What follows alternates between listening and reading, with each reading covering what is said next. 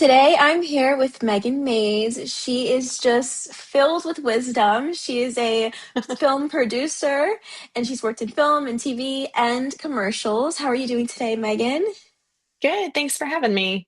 Of course. So you've worked in so many projects and they scale from film to commercials. You must get so much offers to work on things. What makes you say yes to a project? Sometimes I do. It ebbs and flows. The industry is really weird like that. You'll have, Yeah. like a season where like eight people are like, hey, come do this film. And then suddenly you won't hear for like 6 months. So it ebbs and flows, which is why being in like multi like spaces, I think between like film, commercial, and a little bit of TV. Um, I think that's like a good mixture because I'm kind of always busy. But when I'm thinking about a project or I'm offered a project, some of my initial questions up front, and this is just from being probably burned a little bit in the past, are like, what does the support look like? So I've learned that, especially depending on the size and scope of like a project, if you don't have a good team behind you and I can't bring some of my own people to the table, I'm going to be in the weeds and it's going to be difficult. Mhm. And it's going to start impacting my personal life and my family and all of that. So I think definitely assessing like the workload and the support. And then I would say like it depends on if it's a commercial or a film. Obviously, it has different criteria. So if it's a film, my biggest question's definitely going to be, are these people that I really want to support what they're doing? Like, do I love the story? It depends on the capacity of how I'm producing too, because I produce and line produce. So Mhm. I would say sometimes line produce is like a hybrid of let me collect a paycheck and get some work done and get some more like, like sort of experience. But also, do I like the project? Whereas if I'm producing, the number one question is just, do I like the project? Mhm. And, there's a lot of really great scripts out there. There's also a lot of really shitty ones. So I think you kind of have to like weed through that and decide what's for you. And then, of course, like when you are working with, I would say, a producing team, a director, a writer, any of those people, you're going to be like quote unquote in bed with them for like at Mhm. least 2 years. So when you're accepting a project, you go, okay, this is going to be a long time of working with these people. So I definitely like to scope out and kind of take a few meetings and really get to know if like it's a good vibe and I can communicate well with them and I think it's going to go smoothly. So Yeah. that's the big criteria for film. And then for commercial, I would say it's actually more about like um it's not as creative, it's more of a like real true business. So I think I have to make sure that what they're hoping to achieve is realistic with the budget and like the ask. So if I look at a project and go like this is way too much they're asking for what they're willing to pay, I would rather not take it because I don't want that to damage my reputation or relationship, and Mhm. like I'd rather over deliver. So Yeah. that's definitely the criteria for commercial. Yeah. So when you are working on a film and you're working with multiple producers and different people from different areas and different companies, like how's that like working together and being brought together? I mean, like you said, I know it's hard because you have to really make sure that you like the person, but like how is that process? Like how does that process happen? I'm sorry, can you repeat the question? The beginning I misheard, I think. No, I was saying because you know how when you're working on a film, there's so many different producers and there's so many different pieces to the puzzle. Like Mhm. how does that process work? How does that come to fruition? You mean like how does the film come to be or Yeah, yeah. um well, I think that this is probably why I was confused. So there's a million different ways it could. Like there is Mm-hmm. not people have asked me this question before and like in my experience, which is probably very different than other people's, it feels like there's infinite ways. Like there is no recipe that this is how films get made, or like I've seen it happen in like very quirky and weird ways. There's obviously like what I would call like more large scale indie business to studio film side where it's like that is a formula and like there's a lot of um I don't know, there's just, it's more structured. Whereas, like, what I would call in this sort of really low range, which is, $200,000 to like $5 million films, like that kind of like very low range. Films get made all the time, and I think I've seen it happen for millions of dollars from crowdfunding. I've seen it happen Mm. from like, and like also the I think the other question was like, how do these people all come together? And I think that's also through like, man, I've met people in the weirdest ways. I've literally met someone in an airport before and then like Wow. ended up doing work with them. So I think it's Wow. just like you never know. Yeah, you never know how you're going to connect with people. I think it's like I've seen people come together through like writers groups, and a lot of people wear multiple hats. So there's a lot of like writer producers out there or director producers. So staying involved and like meeting people through your community that are kind of go-getters that want to like or have that like entrepreneurial mindset. That's sort of I think sort of like the space that indie world lives in. Yeah. So working on a set, whether that's film or commercial, a lot of things can go wrong. Like what's the biggest fire you've ever had to put out? Whether it could be anything. It could be crazy, it could be funny. Like what's just a story that Yeah. sticks out to you? Okay, I have two, so I'm trying to decide which Okay. one is better. I think okay, I think I'll tell the one from Lionsgate because that film was a smaller film for them, so we were like a little under supported, I would say, Mm, considering the scope of like the scale of the talent we had because we had like a big talent, big name talent on this shoot. And we were doing a union film in Atlanta, tier one. So, enough that like, especially in Atlanta, like the Teamsters are insane. All of the unions are insane when it comes to like their protocols. You have to fill, they'll come and tell you, like, hey, you have to have these positions filled. Like, mm. it's not like I can just create a budget and say, "Ah, I don't think I need like a, set dresser on this one or whatever." They'll be like, no, you have to, or a lead man, like, you Oh have to wow. have that position. And especially the Hmm. Teamsters, they're the most intense with that. Like, you can't get away with having almost any vehicle driven by a non-Teamster. Wow. Yeah, there's like very few exceptions you can make, and it's usually only during prep or wrap. Mm, So anyways, we're doing this union film, and one of the producers hired a accountant that was very ill-equipped for the job. Should not have been doing a union film, should not have been doing a film of this scale, and like actually come to find out, he's kind of like well known. really? People, yeah, I've met other filmmakers specifically on the East Coast who've like heard me talk about or like heard this horror story, and they're like, "Wait, is it so and so?" And I'm like, No way. like he's burned some bridges. Poor guy. I mean, he's a nice Wow. guy, but he's just like not. This is the thing is there's certain jobs in this world that you can sort of BS your way to figuring out how to Hmm. do. Film accounting is not one of them. And if you're not No. ready, like I always say it's like the backbone of a production because if you don't have that, everything unravels. Hmm. So in this scenario, we ended up in a situation where most of the union folks we had, well, actually, everybody was not being paid because Oh, yes, because the accounting part of their process is they hire payroll accountants and then they work yeah. with the production team to make sure people are onboarded. And I remember like I was literally doing the job of payroll accountants or of like literally I was going on to the computer because we were having an issue with cast and crew as well, the payroll software. And I was while I'm on set and I'm trying to do a million things, I was trying to like enter people's information and like do the whole thing. And I would send out start work, start work, start work, start work, and then it would like backfire in the system and it wouldn't go through. And so, but anyways, we had a payroll accountant that guy hired that did literally not respond to me at one point in time for like a week, like just ghosted me. No. And so, interestingly enough, with studio films and union films, there's a very specific protocol about firing an accountant. Like you can't just be like Mm. you're fired. They have to have like follow very specific standards for that. So it just ended up being a total shitstorm. And we got to, I don't know how, like I was being so transparent with my crew and they were seeing how hard I was working.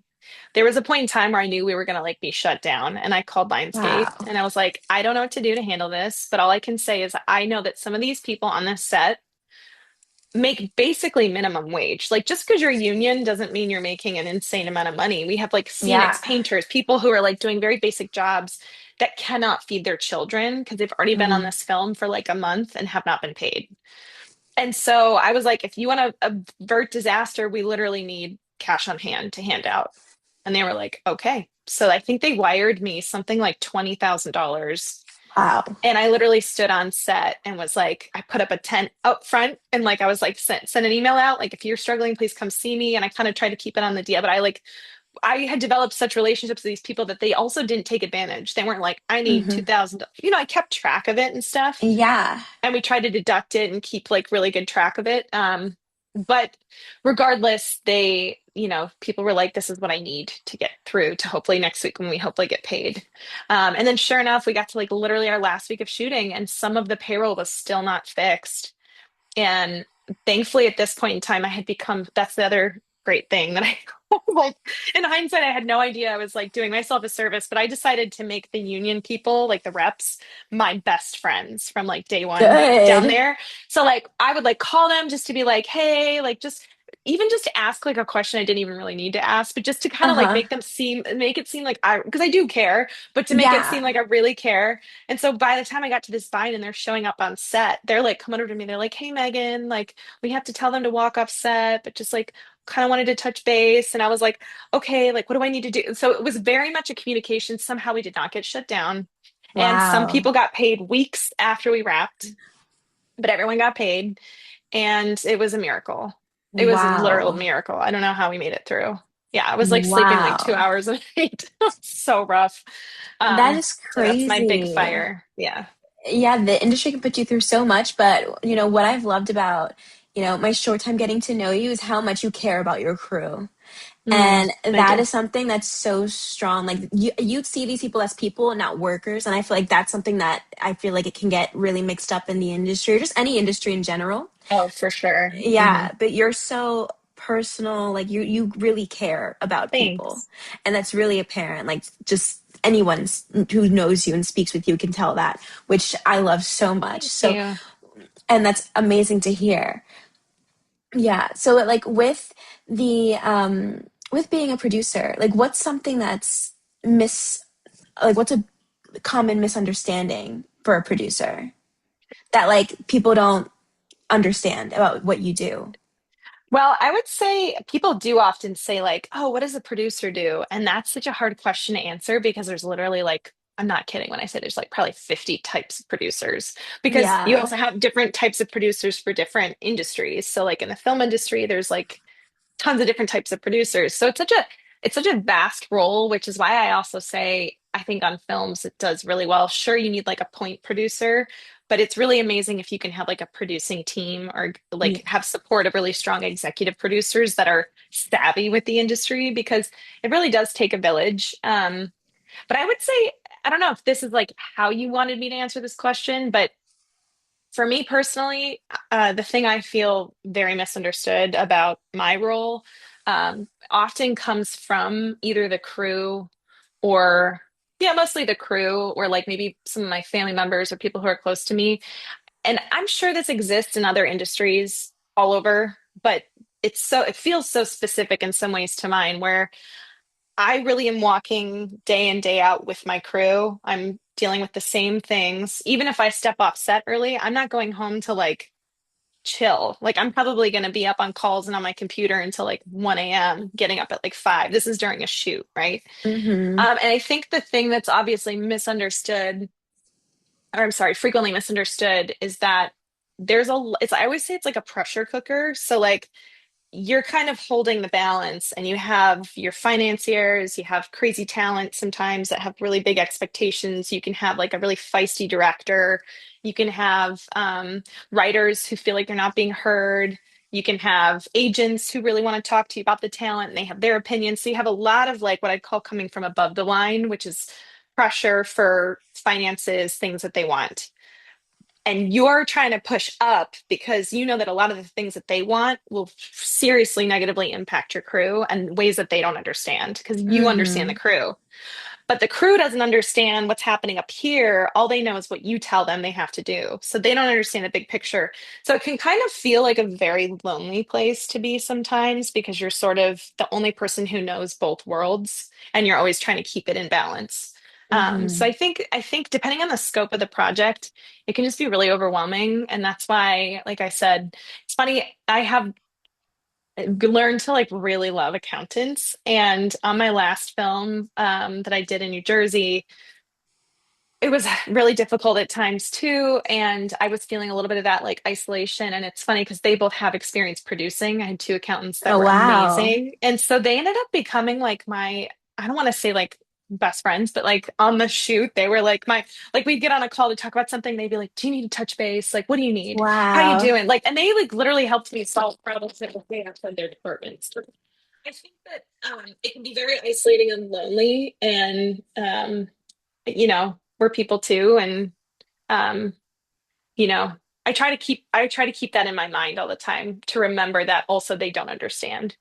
Like I Yeah. could try and explain it, but until you're in walk in both worlds, you're never really going to understand. So that would be Yeah. it. Yeah, I totally understand that. That's actually really helpful that those accountants were producers because Yeah. they get your pain, like you said. Yeah. One of them Wow. literally was a line producer who had produced like 25 films. And then like this was he was like, I'm tired. I don't want to do it anymore. So he then moved into accounting. He does mostly payroll accounting, and he's like the most lovely human. And honestly, after the Wow. film, I was like, "Will you mentor me?" So now he's like like he's just a wonderful human, but also he's somebody I'll go to if I'm like, I don't understand why this breakdown's happening or like what's going on with the teams. Like he's just such a wealth of knowledge. That And is yeah, it's great. amazing. Yeah, yeah, Wow. yeah. So shoot days could be so long. What does a successful shoot day look like for you? Oh man. Yeah, it's hard. That's hard because it can look there's so many ways it can look that can be great. Obviously, the biggest ones are like making your day, meaning you got Yeah. all the stuff you needed to film in your time frame. Um, I would say probably what I think everything trickles down. So, like, if at the end of the day of shooting, um, your director, your producers, if your writers are on set, your writers, your key talent, if they walk away at the end of the day and feel like, wow, we got some good stuff. And I would Hmm. also say the DP probably plays a part of Yeah. that too. It's just like it just infects the whole set, right? And so everyone walks away with this feeling of accomplishment of like, wow, we really nailed what we set out to do, or we surprised ourselves and surpassed it. Yeah. And I would say, especially on days that are like very technical, like I had this scene one time where we had to like make it rain. And so we had these big like rain Oh, condors. And where there was it was kind of like a dreamlike sequence. And there was this feeling of like, oh no, the sun's coming out, like it's going to ruin the shot. And it ended up being so cool, weird, rain, dreamy scene that wow. like I just remember looking at it on screen and being like, this is amazing. And we all walked away. So I would just say feeling creatively fulfilled, feeling like people work together, making your day, and then just kind of having that positivity as you leave set. Yeah, it's definitely the highlights of Yeah. making film that makes you be like, okay, like this is why I'm doing this for cool things like this. Yeah. Yeah. Yeah. And just to wrap things up, who's someone that you know that has to be on the podcast next? Okay, I think I have a question because I've only seen a little bit. You basically only Mm. talk to industry people, right? Yes. Okay, great. So, um, have you talked to any really cool cinematographers yet? No, but I would love to. Okay.